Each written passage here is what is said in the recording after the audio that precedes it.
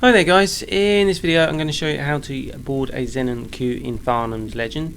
Now this is not a particularly easy ship to board at all, and I thought I'd do a little short video just to explain it, as it is a very difficult ship to board. So if you're going to attempt this, I suggest you have a bit of experience with boarding, as the Xenon Q is a very difficult ship to board.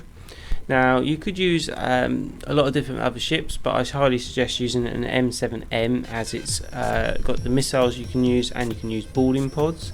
For this one I'm going to use a split Cobra because it's basically the fastest out of the rest of the ships, and it allows you just about to keep a bit more of a distance. As for equipment, you're going to need quite a few hammer, flails and boarding pods. So I would suggest of hammers you probably could get away with about 10-15. But I would normally put about 100 of them. For flails, again, you probably need about 20-25 plus, but if you can top it up to 100, good. And with boarding pods, I think you're going to need at least 6, as you're going to have to send reinforcements, as you will typically lose quite a few Marines for this. So what I'm going to do is show you a bit later, after I've actually got the shields down and got the ship primed. There's no point showing you how to get the shields down, because if you've boarded ships before, you know what to do. Basically send a couple of hammers, get the shields down, and then use the flails to just bring down the last percentage. Anyway, so let's jump to the next section and show you. Okay, so you can see we've got the Xenon Q behind us. We've matched its speed, and I went a little bit overzealous with the damage on the hull, but it doesn't really matter at this stage, because this ship I'm basically going to reverse engineer, and it doesn't matter on the hull percentage. So this stage, what you want to do is fire off a couple of flail missiles just to keep those shields down a little bit more whilst you switch to the boarding pods. So launch the 4 boarding pods, that'll give you 20 Marines onto the Q, and then fire some more flails just to keep those shields down whilst they board. You're going to have to keep these flails on the ship, because you're going to have to send reinforcements later, as your 20 Marines will not actually do this. So you're going to have to keep using them flails to keep them shields down. So you can see here we've got our 20 Marines all getting through. They're cutting the hull and actually getting through.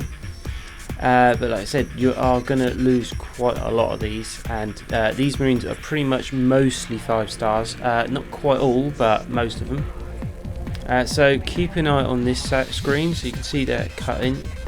And around about deck 1-2ish, you want to send another batch of Marines, just one batch. Because if you send more than 21, I believe, the rest will reject into space. So that's not helpful, and they become very vulnerable. So just try and really keep it around the 20 mark. So you can see these lot are fighting. I've just sent some more flails just to keep those shields down, and you can see I've just launched another boarding pod. Now this will send another 5. So you can see these are on their way.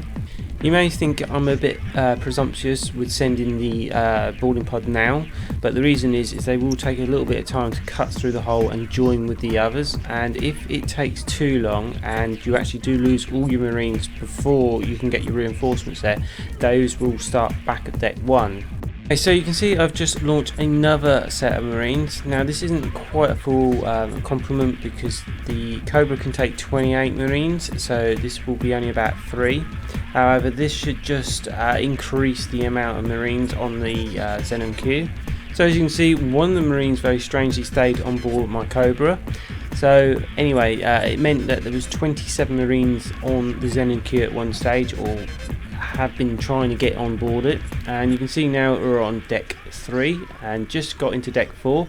The other couple of Marines are now cutting into the hull, so they're going to hopefully join in at deck 4. I've had a few times when I've actually had like 15 Marines at deck 4 and they've been totally wiped out. So you do need to keep reinforcing those Marines all the time, because it's a very difficult ship to board. And you can see they've just got through now. So now they're just hacking into the core, and basically you're pretty much nearly there. So once you're hacking the core, you pretty much well got it. Like I said, it's cost really around about 7 Marines for me. 1 Marine stayed on board the Cobra for some strange reason, which isn't a problem. But those 20 that are left, those will go into the whole of the queue, so that's not too bad. I can just transport them back. and you can see I've just got the Q. So you can see it's behind, but it's actually got some shields on it, which is unusual. It's a big deal. Anyway, hopefully this little short video will help explain how you build a Q. Unlike regular boarding, you will need to keep the shields down and reinforce those marines. Expect to lose at least 7 or 8, maybe even 10 marines. But if you did get the Q, congratulations, it is a very difficult ship to capture. So anyway guys, if you want me to do a boarding guide, let me know, see how many of you guys would be interested in that. I know this video is more aimed at the advanced side of things, as a boarding Xenon Q is, like I said, very difficult. So as always, you feel free to leave any comments or suggestions below. Anyway guys, take care and have fun out there.